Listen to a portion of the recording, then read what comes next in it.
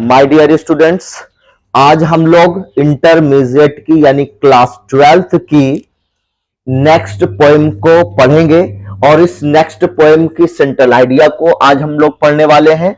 साथ साथ इस पोएम की थीम को भी समझेंगे। इसका सेंट्रल आइडिया क्या है यानी केंद्रीय भाव क्या है उस पर चर्चा करेंगे।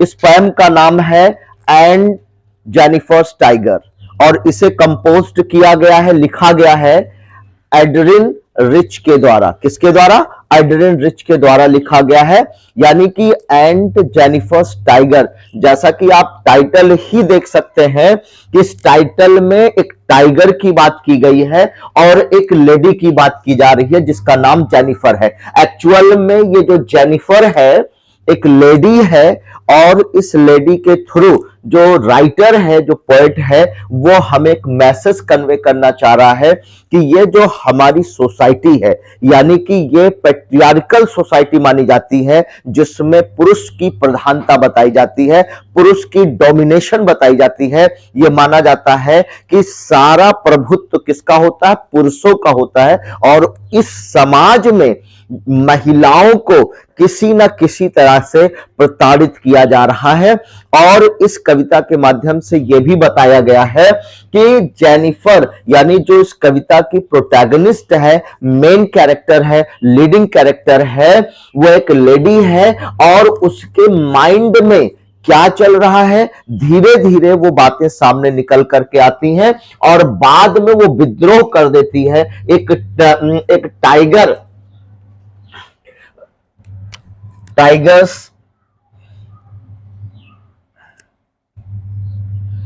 टाइगर के रूप में, यानी कि टाइगर यहां पर एक सिंबल है, जेनिफर्स टाइगर।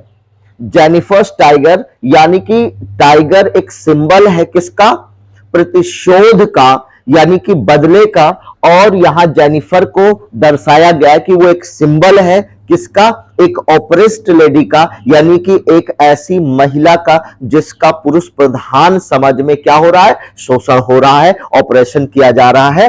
तो चलिए इस कविता को हम लोग समझने की कोशिश करते हैं कि ये जो हमारी कविता है ये मेनली एक ऑपरेशन है, एक प्रताड़ना है किसकी? एक लेडी की। किसके समाज में? पुरुष के समाज में। तो देखिए दिस ब्यूटीफुल, कविता की शुरुआत होती है, सेंट्रल आइडिया को समझेंगे। This beautiful poem on Jennifer's tiger, यानी कि ये सुंदर सी कविता एंड जेनिफर्स टाइगर जिसे कंपोज्ड किया है, जिसे लिखा है किसने? एडरिन रिच के द्वारा ये कविता लिखी गई है। Is a very famous poem, बहुत ही फेमस पोएम है, बहुत ही सुंदर कविता है। इन दिस पोएम, इस कविता में, इन दिस पोएम यानी इस कविता में द पोएट टेल्स अस, कवि हमें बताने की कोशिश कर रही है कि how the power of patriarchy, how the power of patriarchy. Patriarchy का मतलब होता है पुरुष की प्रधानता, यानी कि एक ऐसा समाज जिसमें पुरुषों की प्रधानता होती है, सब कुछ पुरुष ही माने जाते हैं, महिलाओं का अस्तित्व नगण्य माना जाता है, यानी कि ना के बराबर, उनका कोई रोल नहीं होता, यानी किसी बड़े डिसीजन में उनका कोई रोल नहीं होता है, यानी कि उनका केवल इतना काम होता है कि फैमिली को चलाना, यानी कि परवरिश करना बच्चों की। ये सब केवल दिखाया गया है इस पुरुष प्रधान समाज में कि how the power of the patriarchy, किस तरह से पावर ऑफ पैट्रियार्की यानी कि पुरुष प्रधान समाज में जो पावर मिली है, किसको मिली है? इस पुरुष को मिली है।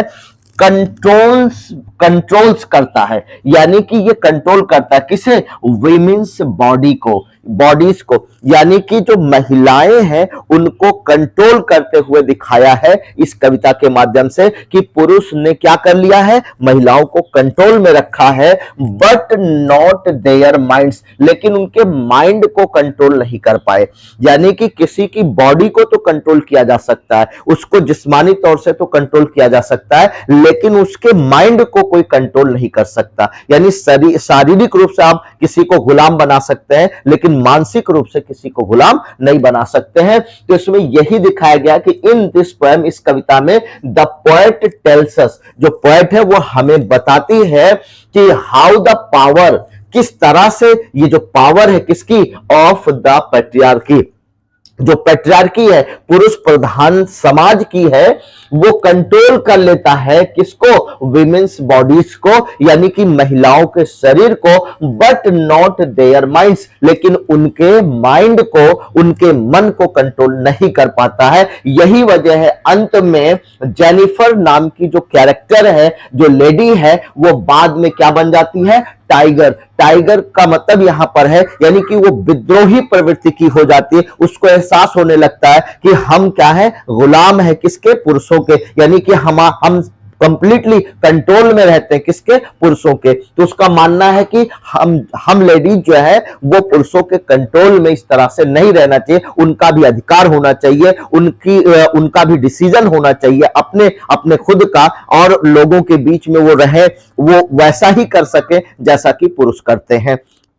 तो बट नॉट देयर माइंड, लेकिन इस पैट्रियार्की में क्या बताया गया कि उनके बॉडीज को तो कंट्रोल किया गया है, लेकिन उनके माइंड को कंट्रोल नहीं किया जा सकता।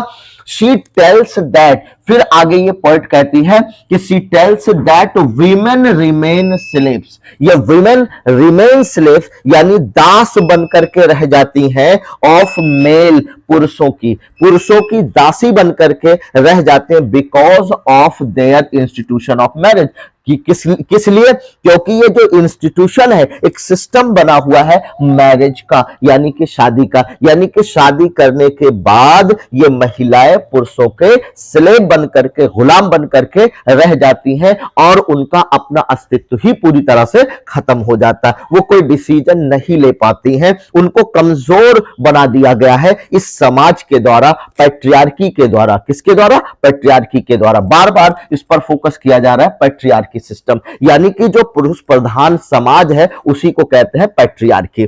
तो they have married, they have remained objects, वे केवल एक ऑब्जेक्ट बन करके रह गई हैं। they have remained बन करके रह गई हैं, क्या, ऑब्जेक्ट बन करके, कठपुतली बन करके रह गई हैं, ऑफ मेल्स, पुरुषों की, यानी कि ये दिखाया गया है इस कविता के माध्यम से कि जो महिलाएं हैं वो पुरुषों के हाथों की एक कठपुतली बन करके रह जाती हैं जब उनकी शादी हो जाती है। थ्रू ऑल हर एजेस, अपनी संपूर्ण जीवन, यानी कि कंप्लीट जीवन उनका बीत जाता, संपूर्ण जीवन उनका बीत जाता है, और वो पुरुषों के हाथों की क्या बनकर रह जाती है, कठपुतली बनकर के रह जाती है।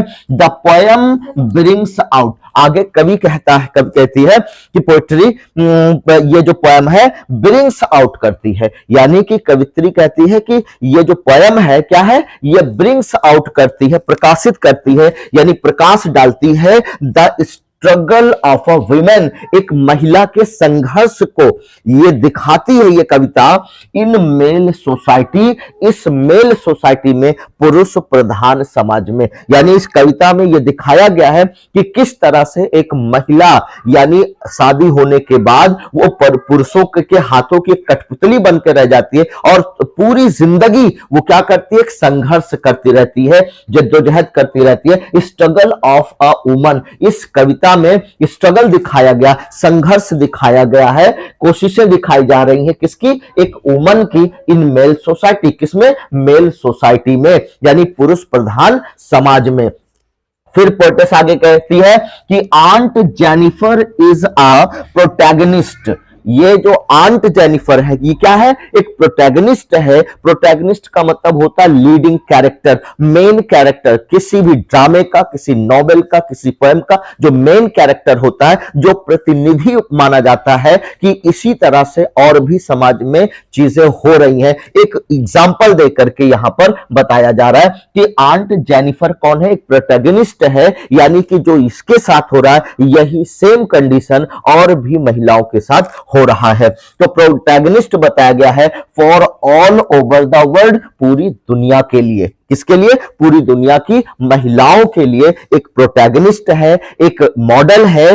और अगर यहां पर इसका शोषण हो रहा है, इसका ऑपरेशन किया गया है, तो इसका मतलब है कि पूरे समाज में और खास तौर से जो मेल डोमिनेटेड सोसाइटी है उसमें महिलाओं का यही हाल है।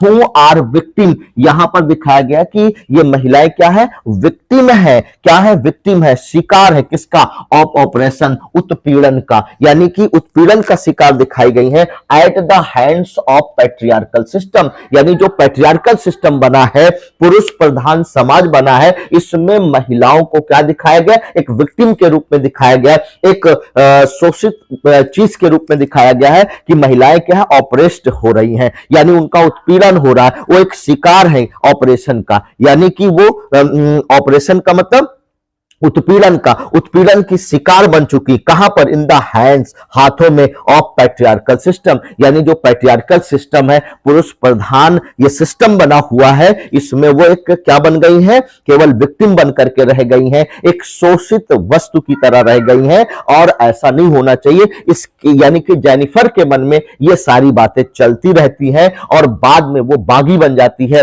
टाइगर इसलिए कहा गया है कि यानी कि वो खुद का शिकार नहीं करवा सकती, उसका मानना है कि हम शिकार कर सकते हैं। अर्थात उसका यह भी मानना है, इस कविता के माध्यम से बताना चाह रही है पोएटेस, कि जब हम किसी का शोषण इतने हद तक करने लगते हैं तो एक दिन ऐसा आ ही जाता है कि जब वो बगावत करना शुरू कर देता है। अगर किसी को टॉर्चर करेंगे, परेशान करेंगे, तो निश्चित रूप से वो एक दिन आपके सामने खड़ा हो जाएगा, बागी बन जाएगा, बगावत करना शुरू कर देगा। तो आपको लगेगा कि नहीं, ये हमारे साथ गलत हो रहा है, जबकि हमने क्या किया है? उन महिलाओं का शोषण किया है। तो यहां पर इस कविता के माध्यम से एक महिला के शोषण की कहानी बताई जा रही। तो कुल मिला करके ये इस कविता की थीम थी। अगर आप कविता पूरी पढ़ेंगे तो आपको लगेगा वास्तव में जो है इस पैट्रियार्की सिस्टम में बदलाव की जरूरत है। किसकी जरूरत है? बदलाव की जरूरत है, ताकि वुमेन को